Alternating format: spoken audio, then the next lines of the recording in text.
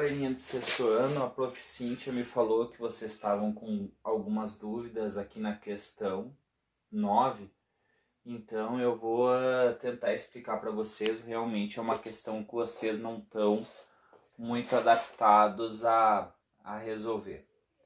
A questão diz o seguinte, que vocês têm que explicar por que a hipotenusa ao quadrado é igual à soma dos quadrados dos catetos, tá?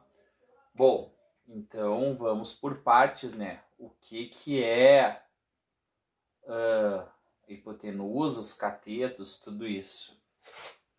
O triângulo retângulo, primeira coisa, ele é retângulo porque ele tem um lado reto, um lado de 90 graus, certo? Ele é composto por dois catetos, cateto, e por uma hipotenusa, certo? Então, a regra diz o seguinte, que a soma dos quadrados dos catetos é igual ao quadrado da hipotenusa. Então, o que é isso? Eu já montei esse exemplo aqui para vocês. Vamos pensar que eu tenha um triângulo de lado 3, 4 e a minha hipotenusa é 5. O que significa o quadrado do lado? Se eu tenho 3 aqui desse lado, ó, eu tenho 1, 2, 3 quadradinhos, certo? Para eu formar um quadrado ele tem a mesma distância, o mesmo tamanho de lado e de base, para poder ser um quadrado. Então, se aqui é 3, aqui também tem que ser 3. Bom, então eu tenho 3 aqui, 3 por 3, certo? 3 ao quadrado. Quanto é que é 3 ao quadrado? 9. Se eu contar aqui o número de quadradinhos, 1, 2, 3, 4, 5, 6, 7, 8, 9. Ah, dá 9. Beleza. Bom, este lado aqui é 4, certo?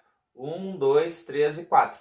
Se ele tem 4 de largura, ele tem que ter 4 de altura para poder formar, olha aqui, ó, um quadrado maior, certo?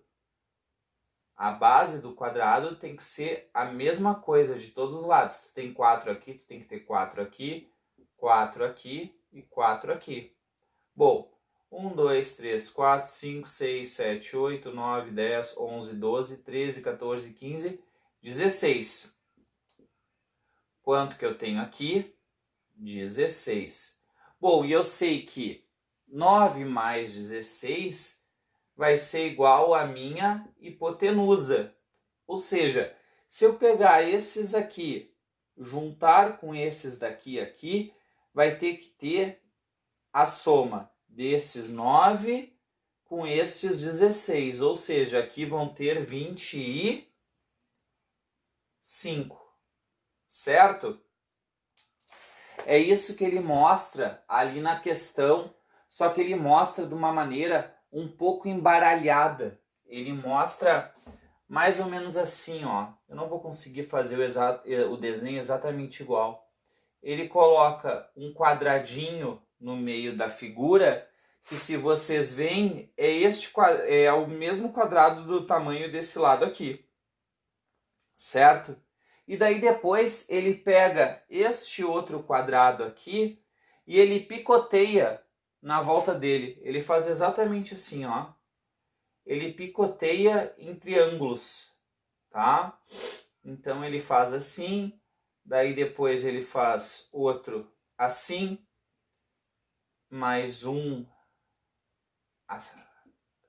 acho que é assim, eu não me recordo exatamente a figura, e fecha mais um aqui.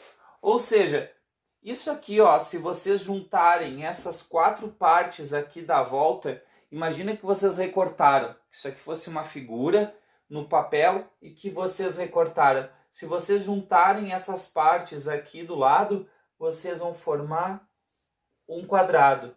E este quadrado é de que tamanho? Do tamanho desse cara aqui de baixo que aparece.